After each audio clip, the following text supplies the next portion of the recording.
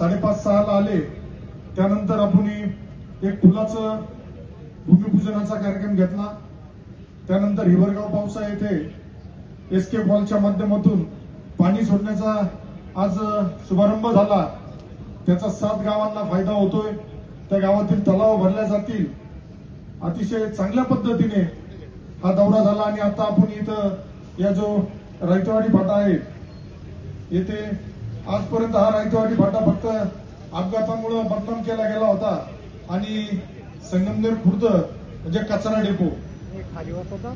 आता काही जणांनी सांगितलं मला की याचं बी क्रेडिट घेण्याचा संगमनेरात गेल्या वर्षभरापासून जे कामं सुरू आहेत त्याचं क्रेडिट घेण्याचा प्रयत्न बरेच जण करताय. पण आता संगमनेर खुर्दच्या लोकांनी त्यांना विचारलं पाहिजे, रायतवाडीच्या लोकांनी विचारलं पाहिजे, हा जो 40 वर्षापासून हा कचऱ्याचा डेपो जो बोकांनी ठेवलाय याचं सुद्धा क्रेडिट ते काही घेणार का? कारण याच्यामध्ये यापूर्वी सुद्धा आदरणीय साहेबांच्या माध्यमातून न्यायालयामध्ये सुद्धा जी काही मदत या ग्रामस्थांना पाहिजे होती ती करण्यात आली होती आणि त्यावेळेस न्यायालयाने लढाई दिली.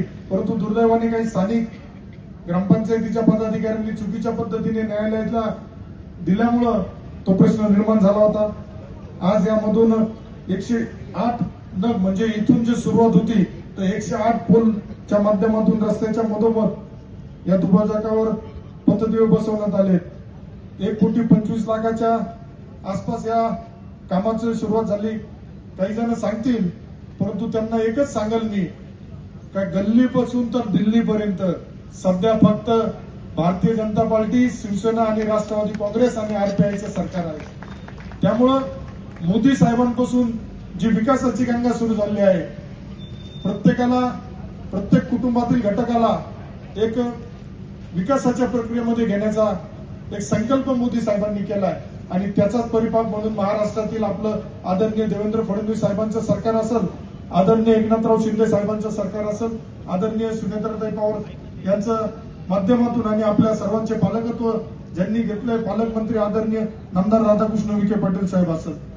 साहेब यापूर्वी बी ज्या ज्या पद्धतीने संगमनेरात परिवर्तन नव्हतं झालं त्यावेळेस आम्ही गावागावातील लोक आपल्याकडे निधीसाठी मागणी करायचे.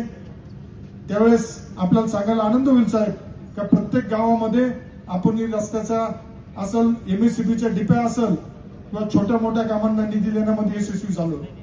आणि ज्यावेळेस या संगमनेर तालुक्यामध्ये परिवर्तन झाल्यानंतर खऱ्या स्वरूपात या गावामध्ये, या तालुक्यामध्ये विकासाची गंगा सुरू झाली आणि ती फक्त आपल्या नेतृत्वाखाली, आपल्या मार्गदर्शनाखाली. कारण 4 दिवसापूर्वी अधिवेशनामध्ये मी आपल्याला फक्त म्हणलो साहेब मला थोडा वेळ तुमचा पाहिजे, 2-3 उद्घाटन तुमच्या उपस्थितीत मला घ्यायचे.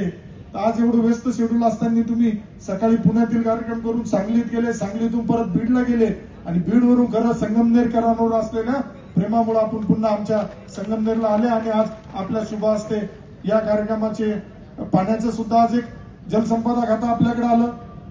मी मगाशी सांगितलं कारण मला प्रश्न पडला होता नगर निवडणुकीमध्ये, विधानसभा निवडणुकीमध्ये पाण्यासंदर्भात आम्ही शब्द दिला होता. साहेब तुम्ही शब्द दिला होता, परंतु परमेश्वरला संगमनेरकरांची माझी काळजी होती त्यामुळे जलसंपदा खातं हे आपल्याकडे आलं आणि त्या खात्याच्या माध्यमातून प्रत्येक गावामध्ये, ज्या गावामध्ये निळवंड्याच्या उजवा असेल, डावा असेल, या कालव्याच्या माध्यमातून पाणी जात नाही. आज बऱ्याचशा गावांमध्ये बघितलं तर कालवे गावातून गेले, फक्त नावाला गेले, परंतु त्या गावातील लोकांना कुठलाही त्याचा फायदा होत नव्हता.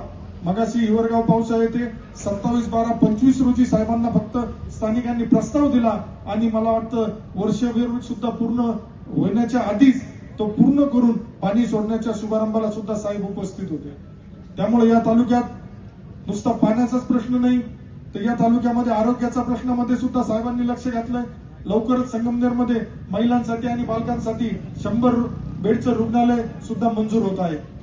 साहेबांच्या नेतृत्वाखाली काम करताना एमआयडीसीचा प्रश्न गेल्या 40 वर्षापासून 50 वर्षापासून प्रलंबित होता, मागणी होती, परंतु काही जणांना भीती होती जर या तालुक्यामध्ये उद्योजक तयार झाले, एमआयडीसीच्या माध्यमातून रोजगार मिळाला तर आमची राजकीय दुकानदारी कशी चालेल. परंतु नियतीला ते मान्य नव्हतं. साहेब जे काम 40-45 वर्षांनी झालं, साहेब आपल्या नेतृत्वाखाली, मार्गदर्शनाखाली, शिंदे साहेबांच्या नेतृत्वाखाली, उदय सामंत साहेबांच्या नेतृत्वाखाली लवकरच आपल्या संगमनेर तालुक्याचे एमआयडीसीचं नोटिफिकेशन सुद्धा निघणार आहे.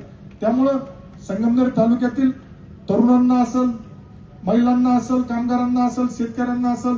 साहेब, आत्ताच आपलं कामगारांचं सुद्धा जी मालपानी परिवारांनी मागणी केली होती का आमच्या कामगारांना नगरला जावं लागतं, तर ESICच्या माध्यमातून सुद्धा आपण इथं सेवा केंद्र, हॉस्पिटल, रुग्णालय त्या माध्यमातून सुद्धा संगमनेरमध्ये मंजूर झालंय आणि लवकरच त्याचं सुद्धा सुरुवात होणार आहे.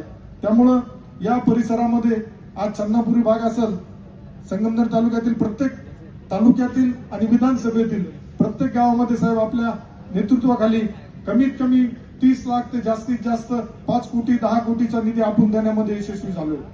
हा फक्त 1 वर्षामध्ये आपल्या कार्यकाळात झालाय.